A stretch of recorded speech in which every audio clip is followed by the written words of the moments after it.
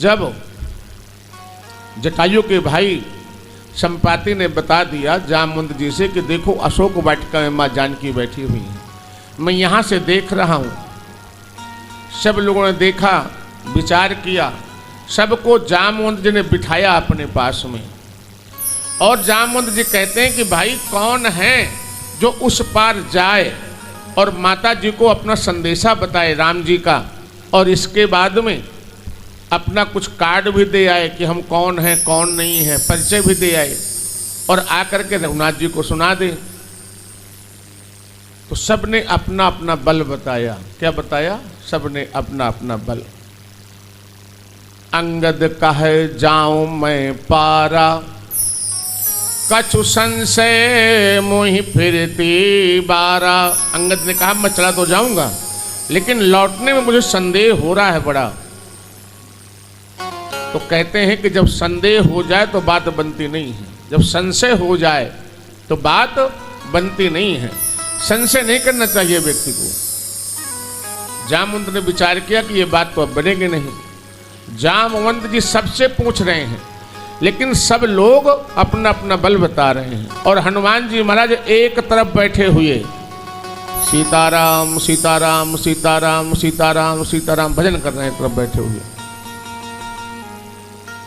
हनुमान जी के पास में जामवंत जी गए और कहे रीछ पति सुनु हनुमान, का चुप साधि रहो बलवाना। जामवंत ने हनुमान जी से कहा कि आप क्यों शांत बैठे हैं, आप भी तो कुछ बताओ। तो हनुमान जी महाराज बिल्कुल मौन बैठे हैं। कहते हैं जब आदमी अपने नाम से न बोले तो उसके दादा इत्यादि के पिता के नाम से बुलाओ। हनुमान जी ने कहा कि पवन तनय बल पवन समाना। अरे आप पवन के पुत्र हैं, उनके समान बली हैं, फिर भी आप शांत बैठे हैं। हनुमान जी फिर भी कुछ नहीं बोल रहे हैं। अब देखिए जामवंत जी ने क्या कहा। जामवंत जी ने तीसरा मंत्र मारा और कहा कि राम काज लगितो अवतारा, सुनत ही भयउ पर्वताकारा। आपका जो काम हो, जो जन्म हुआ है वो राम कार्य के लिए हुआ है। किसके लिए हुआ है? राम कार्य के लिए।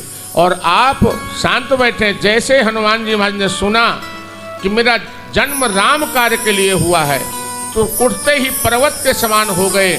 जाम उनसे कहते कि मुझे आदेश करो, लंका को उठा के समुद्र में डाल दूं, रावण को मार दूं, माँ जानकी को वहां से उठा लाऊं, भगवान राम से मिला दूं। जामवंत जी ने कहा कि इतना नहीं करना है। जामवंत जी ने कहा कि इतना नहीं करना है, जाकर के मात्र भगवान का संदेशा माता को सुना दो, और जो माँ कहें वो संदेशा प्रभु को सुना दो, और थोड़ी से अपना परिचय भगवान राम का परिचय वहाँ पर दे करके आओ। हमारा जन्म किस लिए हुआ है? राम कार्य के लिए। किस लिए हुआ है? राम कार्य के लिए, कृष्ण कार्य के लिए। हमें जो जीवन मिला है अपना जीवन बनाने के लिए मिला है। कहते हैं वह जीवन भी क्या जीवन है, वह जीवन भी क्या जीवन है, जो जीवन जीवन बना न सका। वह जीवन कौन सा आपका जीवन है जो अपना जीवन नहीं बना सकता है?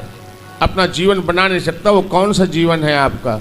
कम से कम अपना जीवन तो बना लीजिए। जिसलिए आए हो संसार में, 84 का चक्कर काट के आए हो, और फिर से दरवाजा अगर भूल गए तो 84 का फिर से पक्का है। संसार में रहते हुए संसार से ऊपर उठो। जिस तरह आप बोलते हो कि जिस तरह जल में कमल रहता है, जल में कमल रहता है, इस तरह अपने जो संसार में रहो, सेवा करो। लेकिन जो सेवा आप कर रहे हो उसको ये मानो कि ये ठाकुर सेवा है, उसको ये मानो कि ये ठाकुर सेवा चल रही है, ये ठाकुर जी की सेवा है। तो ठाकुर सेवा मान के कार्य करें, और संसार में जो भी कर रहे हैं हरि भजन अवश्य करें।